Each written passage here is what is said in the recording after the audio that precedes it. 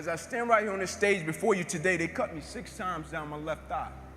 They cut me 2 times across my right rib. They cut me 2 times across my right pec. They cut me 1 time across the left side of my neck, 1 time across the right side of my neck. They cut me from the bottom of my armpit all the way down to the bottom of my hand. And after they got through cutting on me, they said, son, you're going to be in this hospital for the next 40 days. I walked out of the hospital on the 3rd day. They said, you broke a record. How did you do it?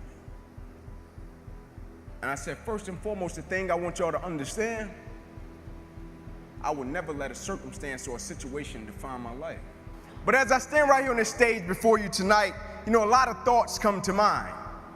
And first and foremost, I think about my life and I think about adversity and I think about opposition. But for the most part of my life, I've been on this quest to figure out how can I work hard for something and my performance is not based upon the outcome. How can I work and my effort and my motivation and my drive is not based upon what the product will be, but more so based upon me taking pride in what I do. And so I came up with this thing called process over product, and I firmly believe the process saved my life. And what I mean by the process, I'm talking about the way I handle my business on a daily basis and the way I go about every single aspect of my life. I live by this thing called empty the bucket. And when people hear it, they think it's a cute slogan, empty the bucket. But what they don't understand, it's an unspoken law. And empty the bucket is an unspoken law of accountability and responsibility to me on this earth and my existence and everybody that is connected to me. I may be crazy, but I don't know. I just believe that I'm supposed to give everybody that is connected to me the best version of me. I just believe I deserve to give my wife and my children the best version of me. I just believe the people that I'm a service to on this earth, I deserve to give them the best version of me.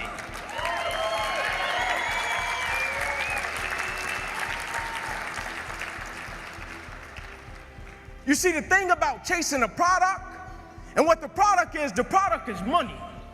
The product is a house. The product is a car. The thing about chasing a product, the product can always change. And if your performance is always based upon the product, what happens when the products change and you don't take pride in what you do? But the thing about loving the process, everybody wants the prize, but nobody loves the process. Everybody wants to be a champion, but nobody's willing to put in the work that it takes to be a champion. Everybody wants to hold up the trophy and say, man, I did it, but nobody's willing to put in the work that it takes to do it. I love the process. I love the thought of working for what I want.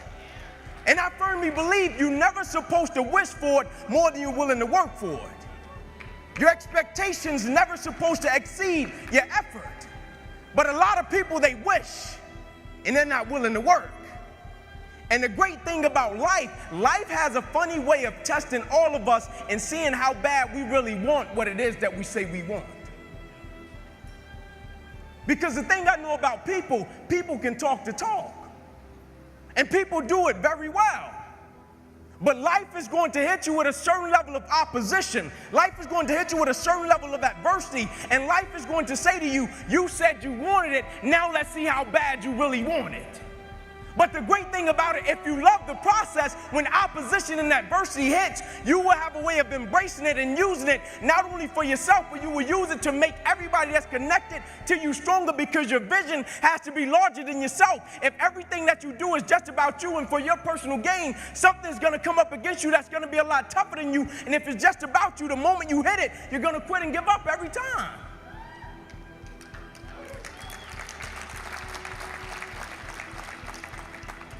But I believe in giving the backstory, because I think the backstory shapes and molds situations and circumstances. And so I have to give you the backstory of what shaped and molded me into the man that I am today. I'm 29 years old. My mother got pregnant with me at 15 years old. I grew up on the east side of Atlanta, about 5 minutes away from where the Atlanta Braves play, in a neighborhood by the name of Kirkwood. Drugs, gangs, violence, you name it. And I came up in a 2-bedroom home, 14 people. And I used to sleep on the floor. My grandmother, Miss Daisy Johnson, she used to come to us and she would say, one night out of the week, you all get the opportunity to sleep in the bed. And so when I got to sleep in the bed, it wasn't like I got the bed to myself and I was like, man, I got the bed to myself. It was 5 more of my cousins in the bed. And so we slept 3 to the foot and 3 at the head. And so as a kid, pretty quick, I had to make a decision of what I wanted to do with my life, because in that same house, I had 8 uncles, all 8 of which are still going in and out of prison till this day because they sold drugs and they were in gangs. And so I looked at it, and it's kind of like that quote that says, learn from the mistakes of other people because you can't make them all yourself. And so I saw them selling drugs, but I also saw the outcome. And so I said, I'm not selling drugs. I'm not joining a gang because I see where that road leads to. Either I'm going to end up dead or in prison. I said, so my best bet may be to go to the NFL. And so I went to my cousin by the name of Taman. I said, listen, man, I want to go to the NFL. I feel our family deserves a better way of life. Let's work for it. I said, we're going to be patient. We're going to engage in consistent action every night. And so every night we would go out and we would race light pole to light pole in Kirkwood. No shoes. Light pole to light pole every night. And so one night we were getting ready to race, and down the street came a big blue pickup truck. And it pulled over to the side, and out of it got a white guy. First white guy I ever saw in my life. True story. And my uncle Bobo, who just got sentenced to 40 years in prison, he was on one corner. My other uncle Johnny, he was on the other corner. My uncle Bobo took off running, and he looked at me. He said, Ink, don't talk to him. Saying to me, that guy has to be the police. Coach Trey walked up to us, nicest guy in the world. He said, would you kids like to play organized sports? I stepped to the front. I said, yes, sir. He said, go in the house and get your guardian. My uncle JJ was there. I went in the house. I said, Unc, there's a guy outside. He asked me if he'd like to play organized sports. I told him yes. He said, well, I go in the house to get my guardian. I'm coming to get you. Will you please talk to him? My uncle said, sure. My uncle walked outside. Coach Trey said, would you like to sign these kids up for organized sports? My uncle said, yes, sir, but I hate to tell you, we don't have the money. He said, don't worry about the money. You get them to the park and I'll take care of it. That same guy still buys me drawers and socks until this day on Christmas, and I'm 29 years old, and he started when I was 7.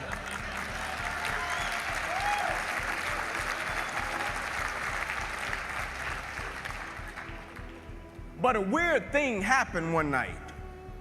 You see, most nights after practice, everybody would leave to go home, and I always had to sit in the park because my mother worked at Wendy's. And my mother didn't get off work till about 10 o'clock, 10:30 most nights, and I'll be sitting there in the park, and I loved it. I didn't want anybody to take me home because when I went home, I was sleeping on the floor with roaches and rats. And so anytime I got in solitude to dream, anytime I got in solitude to think about what I wanted to do for my family and my community, I took advantage of it. And so most nights, I'll be sitting there in the park, and I'll be looking up at the lights. And I'll be envisioning myself doing things in the NFL, envisioning myself doing things for my community. And just as the lights would always go out, my mother, she would pull up, and she used to drive an old Buick Regal. Hubcaps off the car seats, torn up, the car was all beat up. And she would pull up and she would put the car in park, and I would always hop up, I would run over to my mother, I would give her a hug and a kiss, and I would say, Mom, if you don't mind, can you please sit back in your car? I have to do some extra drills, I have to go to the NFL. She would never have to work another day in your life. And I knew she was tired. And every night, my mother would say, sure, Ink, and she would sit back in that car, those car lights would hit that field, and here you had a 7-year-old kid doing backpedaling drills, running sprints, running laps, chasing his dream to go to the NFL. And just beyond those car lights, I could always connect with my mother's eyes. And so it made me dig a little bit deeper, it made me push myself a little bit further, it made me work a little bit harder. I live by this thing called the harder you work, the harder it is to surrender. You see, the reason people quit, they don't take pride in what they do. The harder you work, the harder it is to surrender. And I'm not just talking about business. I'm talking about winning simultaneously in every aspect of life. I'm not concerned with a person that does well in one aspect of their life and they can hang their hat there and say, man, I made a lot of money. You made a lot of money. You're a public success, but you're a private failure. What good is it to make a lot of money and you don't want to go home to your family? What good is it to make a lot of money and you don't take care of your kids? What good is it? You're a public success, but you're a private failure. And so how can we win simultaneously and take pride in everything that we do? And one night, my mother couldn't pick me up, and she called Coach Trey. She said, Coach, I can't make it tonight. Can you please take Inky home? And so he put me and about 8 guys in the back of his pickup truck, and he said, Inky, I'm going to drop you off last. And so when he got to my house, I got out on the sidewalk, and I'm standing in front of 125 Warren Street, and I looked back at Coach Trey. And I said, why are you doing this? Because where I came from, people didn't just help you. It was, I pat you on your back, you got to pat me on my back. You remember I did that for you, you got to do this for me. And I said, why are you doing this? And he looked back at me and he said, son, I want to tell you something. And he said, I don't want you to ever forget it. He said, son, the more you make sure that somebody else's life is okay, God will always make sure that your life is okay.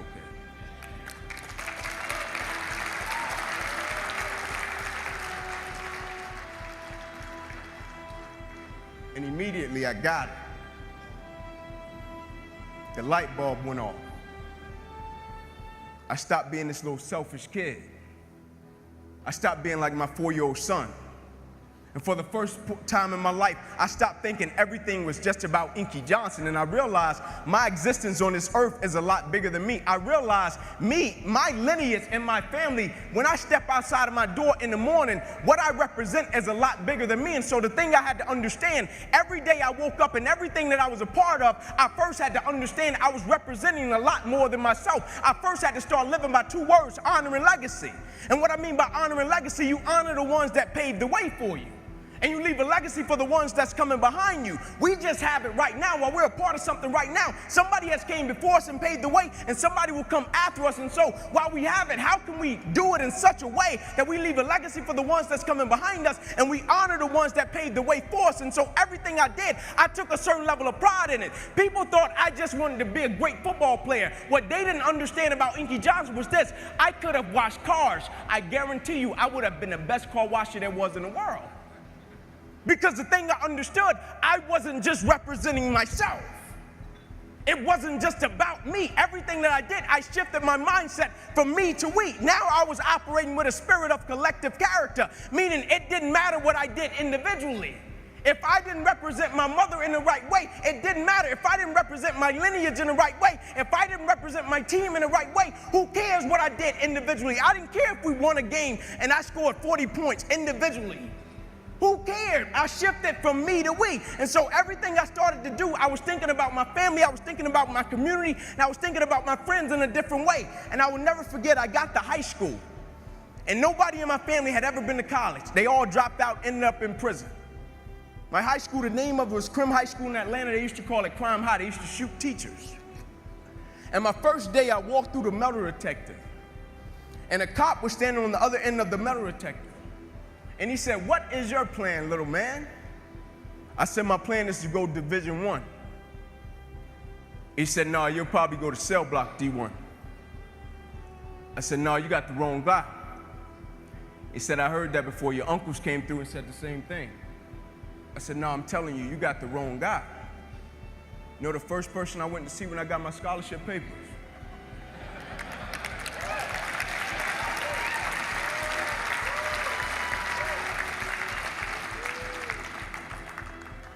But you know the most amazing thing happened? It wasn't that I went to college. I had 3 little cousins sleeping on that same floor that went to college.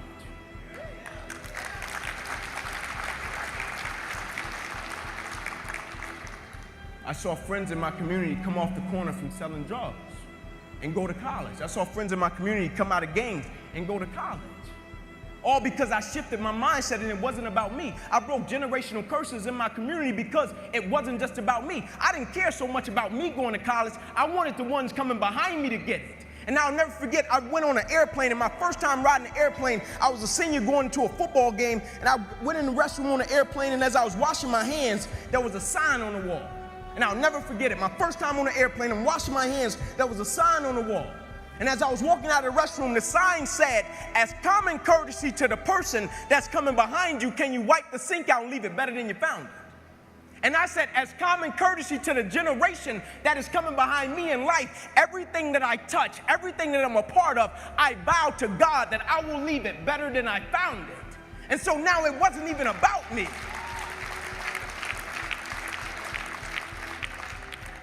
And I got my scholarship up to Tennessee, and they looked at me when I first hit campus, 135-pound kid soaking wet in the SEC. And the first reporter, he asked me, he said, "Inky Johnson, do you even think you're gonna play at the University of Tennessee?"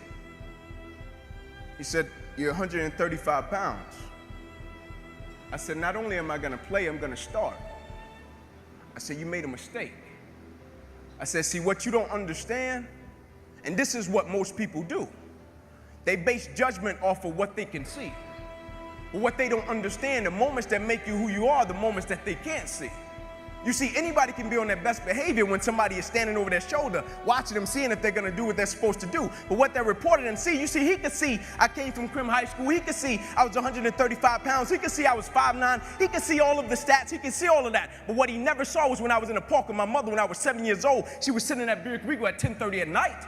What he didn't see was every Saturday morning at 5:30, I was up running 2 miles to a fire station and 2 miles back home. What he didn't see was every time I slept on that floor with roaches and rats with my cousins, I got up every morning, went to school, and never made one excuse. What he didn't see was on Christmas Eve when a guy came through me and my cousin's window, and he stuck a 9mm and a 45 in both our face and took all of our Christmas gifts, and we had to stand on the curb, and our mother told us, y'all just be grateful.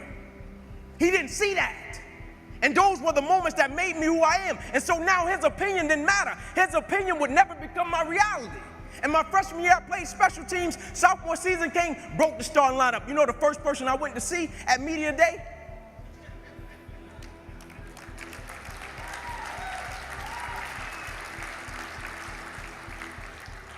He quit. He was so embarrassed. And I'll never forget my sophomore season, I finally made it to the point in my life where I felt as if everything in my life was lining up. Spiritually, I was getting discipled. Life was in shape. On track to graduate in 3 years. Life was in shape, education.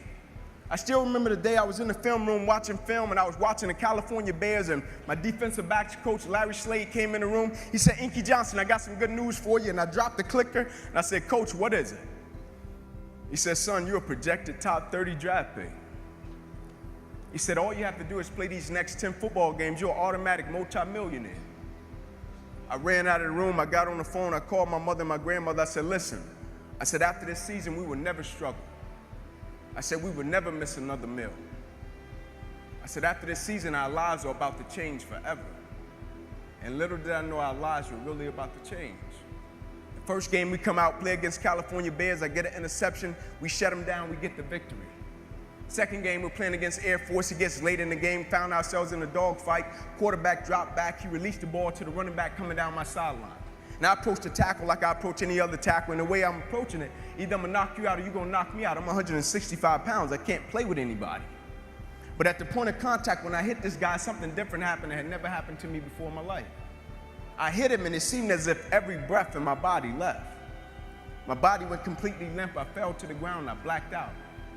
I'll never forget when my eyes opened, my teammates ran over to me. My first guy that was over was Gerard Mayo, the middle linebacker for the Patriots, one of my best friends. And he said, Ink, get up, let's go. I said, I can't.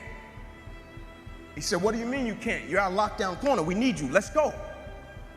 I said, I can't move. I said, there's a shock going through my whole body. I can't feel anything, man. One of the scariest moments of my life, and the shock eventually left, and it stayed in my right arm and hand. And I remember as I was lying there, I flipped my head to the left, and I could see the doctors and the trainers running onto the field, and I flipped my head up to the sky, and I said, God, I said, surely nothing has happened in this moment that can alter my life. I flipped my head back over to the left, and they were bringing the spine board out. I flipped my head up to the sky, I said, God, I said, that's precautionary measures, right? They get me up on the spine board, they're wheeling me off the field, and I looked at the doctor because I couldn't feel my right arm. They had poked me with all type of needles. Inky, can you feel this? Can you feel? I couldn't feel a thing. And I said, Doc, can you lift my right arm and hand? He said, sure, Ink, and he raised it up, and I lifted my left. And I pumped it to our supporters. I don't believe in using the word fans. I think it's an arrogant term. Who am I to call a person a fan? They pay to see you play. They're supporting you. And as he was bringing my arm down, I looked at the doctor. I said, oh, yeah. I said, I'll be back. Never thinking that would be the last game that I would ever play in my life. They get me in the ambulance, things turn up a notch, I still don't pay it any mind. They get me over to the hospital, said, Inky, we're gonna take you back and run some CAT scans. They took me back, they ran the CAT scans, and they rolled me back into my room, and I'll never forget it. All in about a 15-second time frame, I was lying there in my bed, and I could see over my right shoulder. And I looked at my father, and we caught eyes, and my father, he went to take a step in, and he looked at me, and he said, son, I can't do it. And he walked out. My mother, she came in, she was running, she kissed me on my forehead, she said a prayer, she said, Ink, everything is gonna be okay, and she ran out. And as soon as my mother stepped outside of the room, the doctor rushed in from the opposite side, and he said, hey, get in here, we gotta rush this guy back to emergency surgery, he's about to die. I said, what? I said, my mom just told me everything was going to be okay. Like, this is total opposite. You talking about I'm about to die. I said, what happened? He said, son, what happened? You have busted up subclavian artery in your chest. You're bleeding internally. Have to rush you back and take the main vein out of your left leg and plug it into your chest in order to save your life. And when I woke up from recovery, the same doctor was standing over me. He said, Inky, I have some good news and some bad news for you. I said, you got some bad news for me? After telling him I was about to die, I'm still alive. How bad can it get? I'm still here. He said, the good news is, son, we saved your life. I said, thank you, sir. He said, the bad news is you have nerve damage in your right shoulder. I said, cool. He said, we got to send you up to the Mayo Clinic in Rochester, Minnesota. I said, cool. He said, but the problem is, Ink, you probably can never play the game of football again in your life. I said, no way. He said, yeah, Ink, you got some pretty bad nerve damage. I said, no. I said, Doc, no disrespect, man, but I'm 8 games away. Like, Doc, no disrespect, but this is about to change my family's life. Doc, I've been working for this ever since I was 7 years old. Doc, there's no way. God, not now, God. Like, let me make it to the NFL so I can help my family first. Like, we miss Mills. And you're talking about my career could end right now? Like, no way. And I snapped out of it. I said, man, I never cheated. I said, there's no way. I never cheated. I never cheated myself. I gave everything I had to it, and I respected it. I never cheated. There's no way that my career can be over. I said, send me up to the Mayo Clinic. And after several visits, I'll never forget, this is when reality set in. It was me, my mother, my father in the room, and the doctors came in. They said, Inky Johnson, here's the deal. They said, son, you have torn all the nerves in your brachial plexus. They said your brachial plexus are the nerve roots that go from your spine, and they come down, they control your shoulder, your arm, and your hand. They say you have torn them at all levels. They cannot be replugged. They said, son, we hate to tell you, but your arm, it would never be the same again. Your hand, it would never be the same again. Son, you can never play the game of football again. They said, son, here are your surgery options. We could take a muscle out of the back of your left leg, plug it into your right arm, but there's a possibility that you'll be left with a weak left leg and a weak right arm the rest of your life. Or we could take a nerve out of your left arm, reroute it up through your chest, down into your right arm, but there's a possibility that you'll be left with 2 weak arms the rest of your life. Or we could take a nerve out of your left rib, reroute it up through your chest, down into your right arm, but there's a possibility that you'll be left with a breathing problem and a weak right arm the rest of your life. By the way, tell us what you want to do in the morning. And the next morning, I walked into the doctor's office. They said, son, what option did you choose? I said, no disrespect to you, doc. I'm not choosing an option. My situation is out of your hands. It said, cut with the cute talk. I said, no disrespect to you, doc. Cut me where you got to cut me. My situation is out of your hands. I'm not choosing an option. I said, I know I will come out of this situation okay. And as I stand right here on this stage, thank you.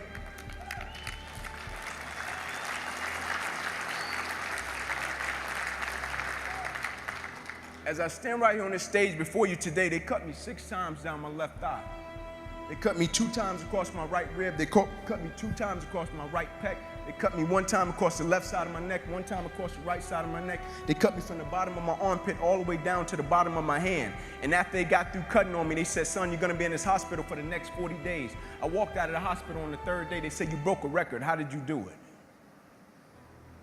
And I said, first and foremost, the thing I want y'all to understand, I will never let a circumstance or a situation define my life.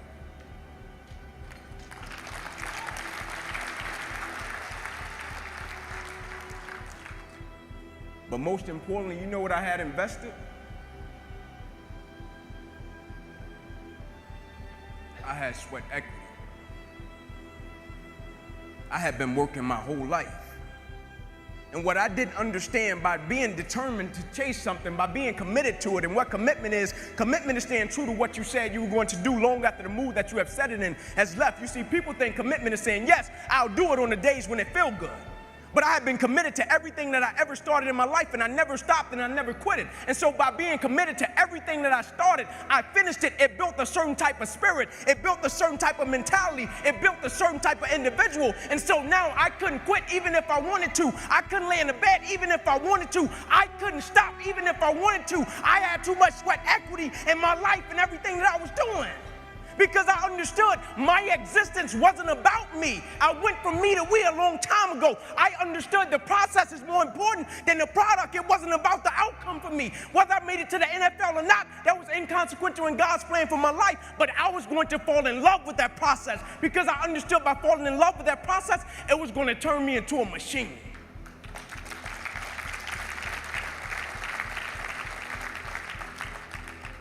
You see, a lot of people need things to get motivated. A lot of people need a little extra money to get motivated. A lot of people need, whatever the case may be, a little bonus to get motivated. I don't need anything but breath in my body and life. And every day I wake up, I understand I got 2 children depending on me. I understand I got a wife depending on me. I understand I got a world that needs me. The reason I go at life with the passion and the zeal that I go at it with is because I understand every day of my life is somebody in the world that is dependent on me. It may not be you, and if it's just about you, you're in trouble, because I'm telling you, you're going to hit something in life that's a lot tougher than you, and it's going to test your will, and it's going to test your heart. And if it's just about you, and if it's just about the product, it will crush you. Every day I get up, I understand it's somebody in the free world that's looking at me to see if I'm going to keep going, and so I can't quit. And so I went back to school the next week after they had just saved my life. I was back in class. I had to learn how to write all over again. I had to learn how to walk all over again. I had to learn how to tie my shoe all over again. I had to learn how to bathe all over again. I had to learn how to live life all over again. Never one time did I say, let me go home, I need a break. Never one time did I go into the training room and said, I need some time off. Can you all just give me a little leave time? I need to go back home. I need some time off. My life just changed last week. And they came to me and they said, Inky, go home. We know how much the game of football meant to you. I said, yeah, you know how much the game of football meant to me, but you don't know how much life means to me. You see, the thing we have to understand about everything that we're a part of, first and foremost, it's a blessing by God. And when it's a blessing, you can't help but to give everything you got to it. My life got saved. I got spared my life. I almost died. The doctor came to me on the field. He was on one knee and he grabbed my wrist and he said, son, you don't have a pulse. I don't even know how you're still living.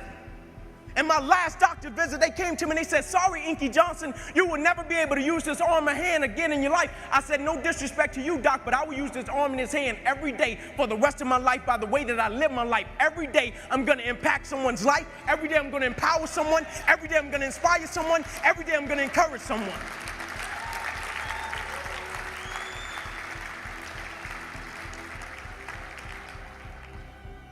The thing we have to understand, what business are we in? Protocol, they call me in the world, they say Inky's a speaker. Inky's a motivational, whatever the case may be, Inky, whatever it is. But what they don't understand, I'm in the people's business. Not a speaker, I'm a servant. Anybody that has direct contact with people on a daily basis, that is an opportunity to change someone's life. Don't ever pass up an opportunity to be of encouragement to other people. Don't ever pass up an opportunity to inspire someone. Don't ever pass up an opportunity to empower someone. Don't ever pass up an opportunity to show someone love, because the thing about it, my wound, like you can see this. You can see my arm. My wound is visible. But it's a lot of people in this room that are wounded, and you can't see it. And it's internal. And so the opportunities that we pass up to be a blessing to other people, we can save their life with just one encounter. When we talk about me to we, when we talk about process over product, when we talk about sweat equity, when we talk about better together, do we really understand what that means? Because sometimes the thing about life always comes along when we make up our mind to try to distract us.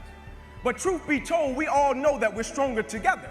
And that's in every aspect of life, whether it be sports, whether it be business, whether it be a marriage, whether it be a family, we're always stronger together. It's kind of like the Planet of the Apes movie when Caesar and his guys, they were going crazy, they were going bananas, and Caesar stood back on the hill, and Caesar was trying to calm them down, and they wouldn't calm down, and they wouldn't listen to him, and the way he got their attention was phenomenal. The way he got their attention, he picked up a piece of straw, one silly piece of straw. Caesar picked up one silly piece of straw, and he held it up in front of him. He picked up one straw, and he broke it.